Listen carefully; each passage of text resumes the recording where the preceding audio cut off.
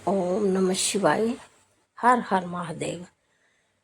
हमारे सनातन धर्म प्रेमियों को हमारे चैनल में स्वागत है। तो आप सभी का स्वागत है। तो आज हम शिव पुराण की श्री रुद्र संहिता के द्वितीय खंड के 28वें और 29वें अध्याय का सरल भावार्थ जानेंगे कि सती का दक्ष के यज्ञ में आना। तो ब्रह्मा जी कहते हैं कि नारद, जिस समय देवता और ऋषिगण दक्ष के यज्ञ में भाग लेने के लिए उत्सव करते हुए जा रहे थे, तो उसी समय दक्ष की पुत्री सती अपनी सखियों के साथ गंधमादन पर्वत पर धारागृह में अनेक क्रीड़ाएं कर रही थी। तो सती ने देखा कि रोहिणी के साथ चंद्रमा कहीं जा रहे थे। तब सती ने अपनी प्रिय सखी विजया से कहा कि विजय, जल्दी जाकर पूछो कि देवी रोहिणी और चंद्र कहाँ जा रहे हैं। तब विजया दौड़कर चंद्रदेव के पास गई और उन्हें नमस्कार करके उनसे पूछा कि हे चंद्रदेव, आप कहाँ जा रहे हैं।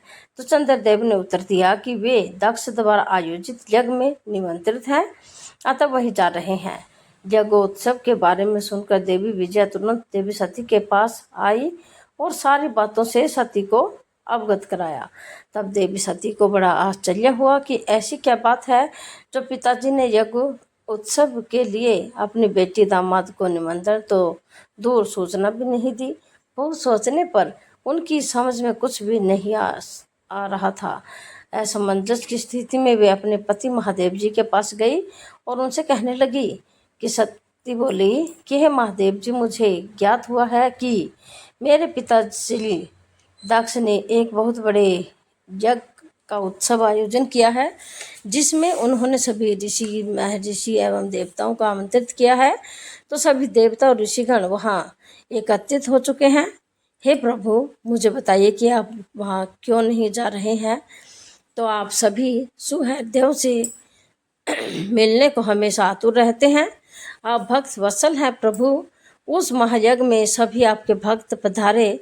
आप मेरी प्रार्थना मानकर आज ही मेरे साथ मेरे पिताजी के उस महायज्ञ में चलिए। सती इस प्रकार भगवान शंकर से यज्ञशाला में चलने की प्रार्थना करने लगी। तो सती की प्रार्थना सुनकर भगवान महेश्वर बोले कि हे देवी, तुम्हारे पिता दक्ष मेरे विशेष द्रोही हो गए हैं। वे मुझसे बैर की भावना रखते हैं, इसी कारण उन्होंने मुझे निमंत्रण नहीं दिया, और जो बिना बुलाए दूसरे के घर जाते हैं वे मारने से भी अधिक अपमान पाते हैं। हे देवी, उस यज्ञ में सभी अभिमानी, मूढ़ और ज्ञान शून्य देवता और ऋषि ही हैं। उत्तम व्रत का पालन करने वाले और मेरा पूजन करने वाले सभी ऋषि मुनियों और देवताओं ने उस महायज्ञ का त्याग कर दिया है तथा अपने अपने धाम को वापस चले गए हैं।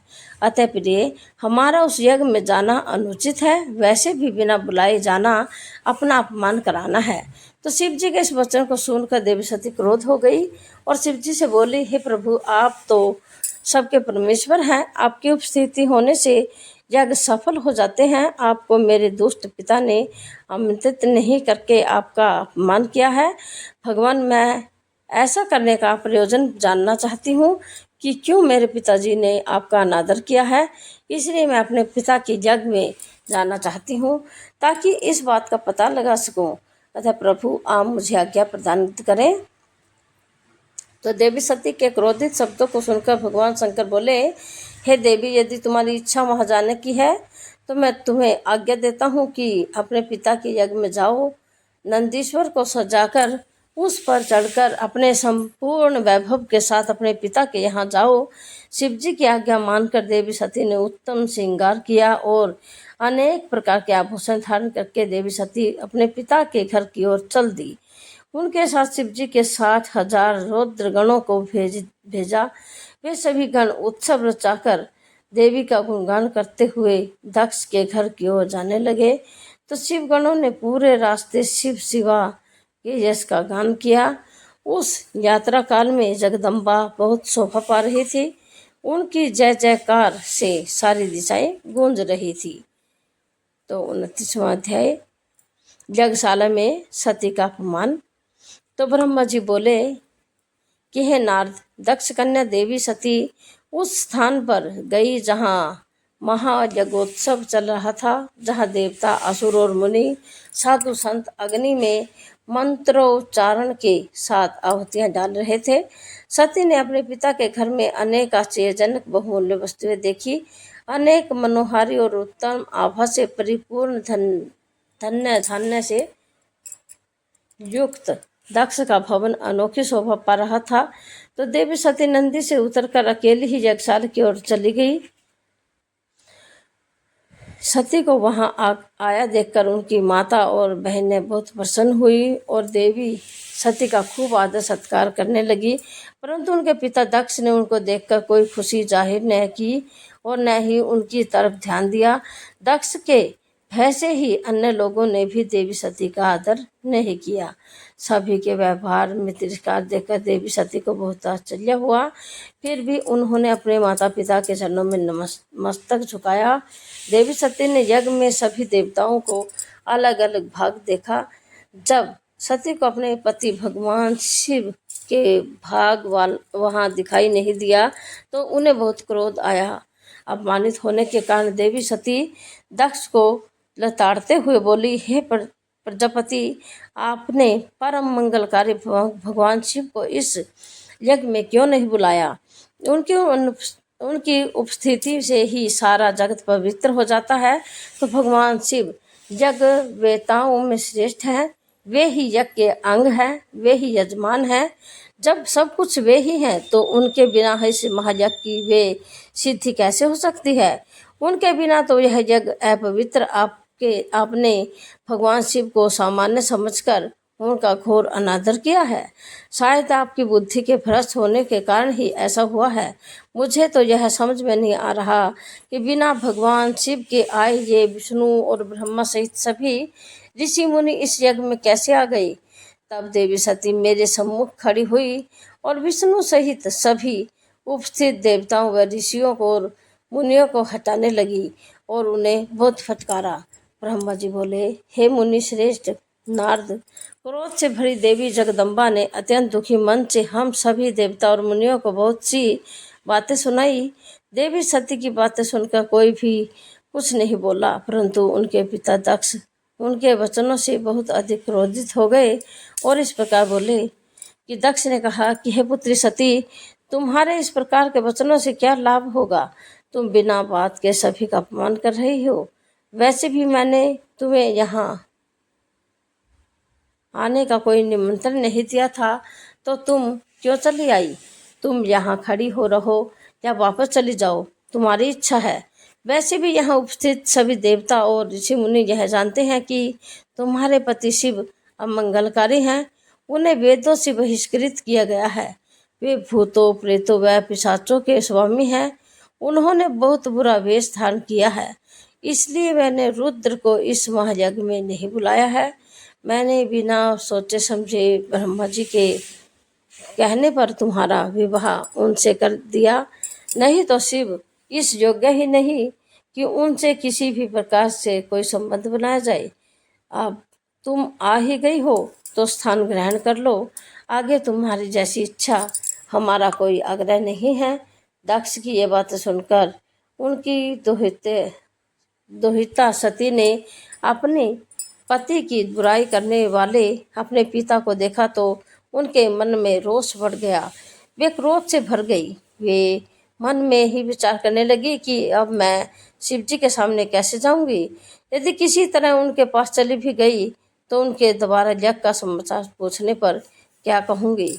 यह सब सोचकर वे अपने पिता दक्ष से बोली, जो त्रिलोकीनाथ करना निधान महादेव जी की निंदा करता अथवा सुनता है वह हमेशा के लिए नरक में जाता है, अर्थात जब तक सूर्य और चंद्रमा का अस्तित्व है उसे नरक भोगना पड़ता है।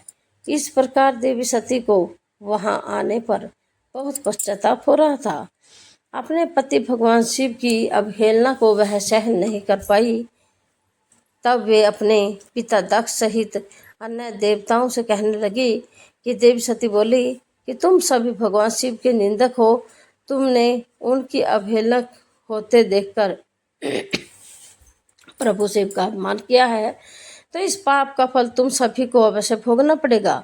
जो लोग भक्ति और ज्ञान से विमुख हैं वे यदि ऐसा कार्य करें तो कोई आश्चर्य नहीं होगा, परंतु जिन लोगों के अज्ञान के अंधेरे को दूर कर अपने ज्ञान चक्षुओं को खोल कर लिया है, जो महात्माओं के चरणों की धूल से अपने को शुद्ध और पवित्र कर चुके हैं, उन्हें किसी से बैर भाव रखना, ईर्ष्या करना और निंदा करना कतई शोभा नहीं देता। भगवान के श्री चरणों का ध्यान करते हुए उनका 2 अक्षर का नाम शिवा का उच्चारण करने से ही सारे पाप धुल जाते हैं। तुम मूर्खता के वश में होकर उन्हीं भगवान का अनादर कर रहे हो। उनसे द्रोह करके तुम कुछ भी हासिल नहीं कर होगा। उद्धार भगवान महादेव जी जटा और कपाल धारण किए शमशान में भूतों के साथ प्रसन्नतापूर्वक रहते हैं। वे शरीर पर भस्म लगाए और गले में नर मुंडों की माला धारण करते हैं। फिर भी मनुष्य उनके चरणों की धूल अपने माथे पर लगाते हैं, क्योंकि वे साक्षात परमेश्वर व परम ब्रह्मा परमात्मा हैं। वे ऐश्वर्य से सदा ही दूर रहते हैं। जो ऐसे महापुरुषों की निंदा करता है, उनके जीवन को धिक्कार है। मैंने भी तुम्हारे द्वारा की गई पति भगवान शिव की निंदा को सुना है, इसलिए मैं अपने शरीर को त्याग दूंगी। इस यज्ञ की अग्नि में प्रवेश कर मैं भस्म हो जाऊंगी। मैंने अपने प्रिय पति भगवान शिव का अनादर देख भी लिया है और अपने प्रति अपने पिता के कटु वचनों को भी सुन लिया है। अतः मैं इस जीवन का क्या करूं?